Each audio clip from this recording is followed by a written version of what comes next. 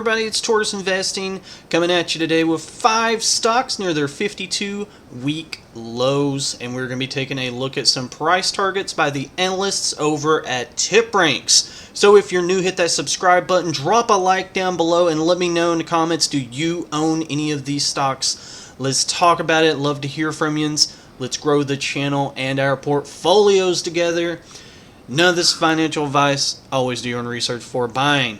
Today we're going to be taking a look at Apple, Johnson&Johnson, Prologis, Bristol-Myers Squibb, and Pfizer. Apple has had a rough time. Was a member of the Magnificent Seven, but it has been on a downturn here as of late. Just free cash flow yield of 3.65%, dividend yield 0.57%, and a payout ratio just below 15%. So if we take a look here, a year out, we are right at those 52-week lows. And what's going on? What's going on with Apple? Well, they have projected slower revenue and cash flow growth, and investors don't like that. We don't like that at all. Take a look here at the revenue over the last 10 years, growing at a rate of 8.41%. As you see, it's kind of stagnant here, kind of leveling out. Hopefully AI can help them with that and increase their growth going forward. Free cash flow, a little bit over 8% growth there as well. EPS, 15.75% over the last 10 years. The thing that helps them with their EPS is they buy back shares, and they buy back shares hard. Take a look here at the shares in just a second. That dividend's been increasing at a rate of 8.22% over the last 10 years. They have been doing smaller and smaller hikes, around 4 to 5%. Reason being is they want to buy back more shares. And again, they really like doing that. So we'll take a look here at the quarter over quarter, and you can just see this is just down. They have been buying back shares over the last 10 years at a rate of 4.48%. That is aggressive. And they would rather return to the shareholders instead of in the dividend and big dividend increases, buying back those shares. Return on capital employed has just been wonderful for this company for forever. 2023 is finished at 55%. That's just astounding. And the thing is, their CapEx, not crazy. You don't see any big hikes here. You don't see any big increases in them having to spend more money to make more money. It's not something that they have to do. Now, EPS growth, the average 654 for 2024, going up to 711 for 2025. Take a look at the revenue, 387.41 billion in 2024, 411.16 billion for 2025. Now, the dividend's been increasing over the last 12 years. If we take a look here at the price target through TipRanks, got analysts coming in at a price target of $200.71. That's 18.55% upside instead of 31 analysts, 17 buys, 12 holds, and 2 sells from Apple. Next up, Johnson&Johnson. I know this is a favorite amongst a lot of people. It's been increasing its dividend for forever, for longer than some yens have been alive. Got just free cash flow yield of 4.22%, dividend yield 3.39%, payout ratio below 65%, which we like. Now, if we take a look here, again, this is another one that's right at their 52-week low. Their revenue kind of flat over the last couple of years, over the last 10 years, up at a rate of 1.79%. Same thing with their free cash flow. Very flat. It's a very mature company, so that's to be expected. The dividend has been increasing at a rate of 6.51% over the last 10 years. So again, just slow and steady, nice inflation-beating growth. And it's Johnson&Johnson, so they kind of got their hands on a little bit of everything. But they did have the spinoff, so they're focusing more on the pharmaceutical side of things than the retail. When it comes to their cash-to-debt ratio, there's nothing to complain about here. 24.7 billion in debt. They have 22.9 billion in cash. If they wanted to pay this off, they could. EPS, 11% growth over the last 10 years. It probably has something to do with the big hike there. The big increase. So they had a big share decrease from last year. I think it had to do with something to spin off.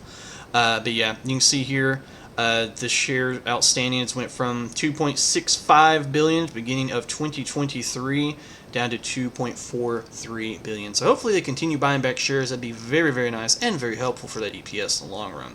Return on capital employed, pretty much been above 17, 18% in the last 3 years. And this is just pretty consistent. Again, it's a pretty mature company. Again, CapEx, not an issue. It's kind of leveled out. They don't have to spend a lot of money to make a lot of money. If you got a company and you see giant spikes here in order to get revenue going up, it could be a red flag. EPS average $9 for 2024 and $9.51 for 2025. Revenue $88.39 billion for 2024 and $90.87 billion for 2025. Now, with Johnson&Johnson, as I mentioned before, dividends have been increasing at a rate of 63 years. They have been just pumping out those dividend increases. And we take a look here through tip ranks. We got 12 analysts, 6 buys, 6 holds. Average target price for over the next 12 months of 179.17. That's 22.6% upside. Next up, Prologis. For the longest time, I put an N in this for some reason. Prologis, not Prolongus. Adjusted free cash flow to 4.62%. Dividend yield 3.69%. Payout ratio is going to look a little silly. It's a REIT. REITs don't pay out from EPS. They pay from funds from operations. So you would want to look at the FFO with this company. I like Prologis a lot. They are just a staple in the logistics category. So their 52-week low was at 97 back in October 2023. They're down to 104, so it's close. It's right there at it. Take a look at the revenue, 16.44% growth over the last 10 years. Very nice. Free cash flow, 27.81%. That is also very nice. Debt, it's a REIT. REITs carry a lot of debt typically, and a lot of them are beaten down because of higher interest rates for longer. It's like we've been saying, interest rates are going to be higher for longer for forever now. But that's just the reality. We went from having a possibility of 6 to 7 rate decreases this year to probably not going to have any unless something drastic happens in the markets. Either or, I mean, right now would be the time to look at some REITs because they're beaten down because of that reason. The dividend's been increasing at a rate of 11.27% over the last 10 years. Very nice little stair step going on here. And again, it's a REIT. They usually issue out more shares and stuff, so this isn't something that you really want to look at too much. You can. Revenue is looking at an average of $7.55 billion for 2024, going up to $8.31 billion for the year of 2025. Prologis has been increasing that dividend for the last 11 years, and we take a look at it through tip ranks. Got 13 buys and 3 holds at an average price over the next 12 months at $146.29. So it's a 40.58% upside potential. That is pretty good. Pretty good if they hit that. BMY, Bristol-Myers Squibb. I have no idea what my computer did there for a second. Let's refresh. There we go. Bristol-Myers Squibb, they have had a rough time. If you look here, down over 30% last year. They are sitting right at their 52-week low. Dividend yield 5.37%. Payout ratio in the negative. Yeah, things are looking pretty bad for them.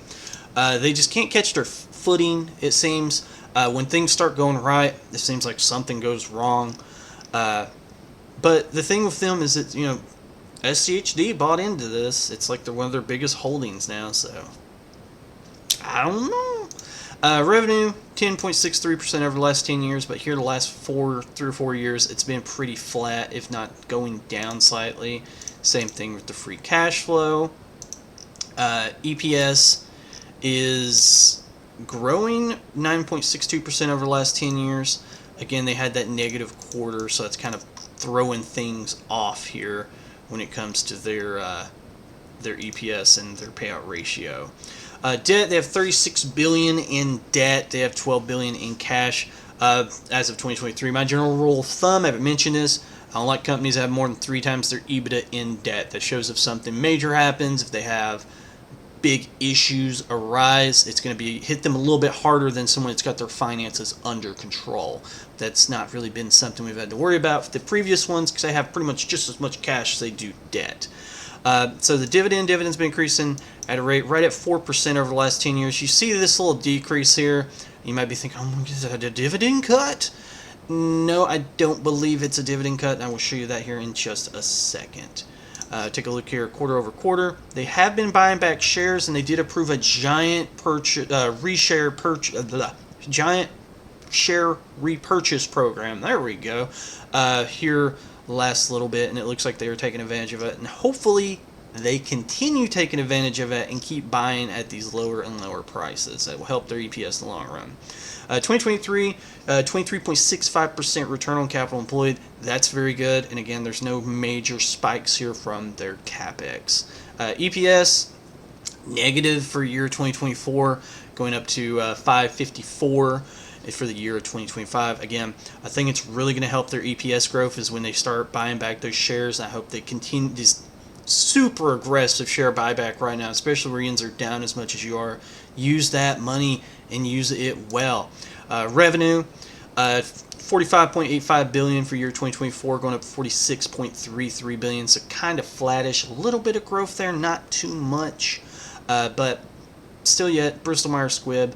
I mean, it's a pretty solid company. They're having a little bump in the road, but they might get over it. They might get over it. So again, this says 0 years of dividend increases because I think it's factoring in the additional dividend that they're giving out as a decrease for some reason. I think it's an additional one because if you take a look here, they 60-cent dividend payable May 1st to stockholders as of April 5th. In addition, Board of Directors declared a quarterly dividend, 50 cents per share on the company's $2 convertible preferred stock payable June 3rd to shareholders as of May the 7th. So I think this is an additional thing, and it's throwing off some of these charts because it's not taking that in as an additional dividend, and they think that it's a decrease. Either or, 15 analysts, we got 11 holds, 3 buys, 1 sell. 12-month price target of 54.08. It's 20.58% upside potential. Lastly, Pfizer. Pfizer has had a very hard time as well. If you take a look here, very similar situation to Bristol-Myers, down over 30% in the last year, and it seems like it's been on just one direction. Down. Just free cash flow yield right at 3%, dividend yield 6.61%, payout ratio of, oh my lord, 400. I think it's going to be negative. Yeah, they've had 2 negative quarters of EPS growth. Again, a lot of these pharmaceuticals are struggling. Revenue's pretty much flat over the last 10 years. Free cash flow, kind of all over the place.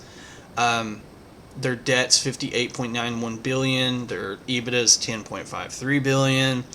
Red flags everywhere. Can they get back on track? It's Pfizer. It's a name brand.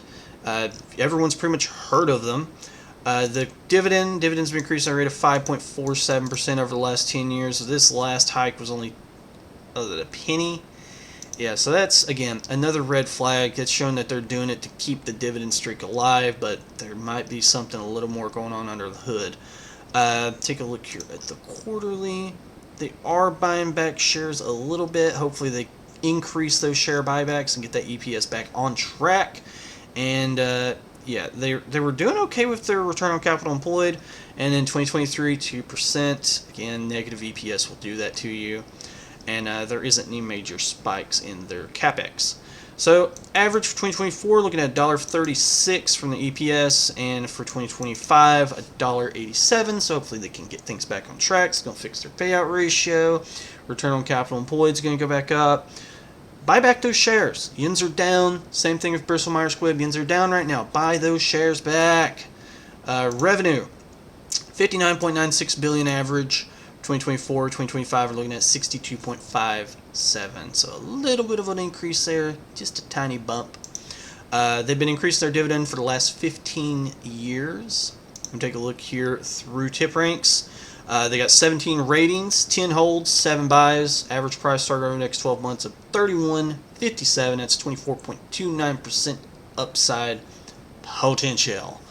But yeah, there are 5 stocks near your 52-week lows. Doing a quick run through with them, looking at some of their financials and their metrics, dividend history, and those price targets that those analysts put out. Hope you enjoyed that. Hit the like and subscribe button for more. I greatly appreciate it. Until next time, take care. See ya.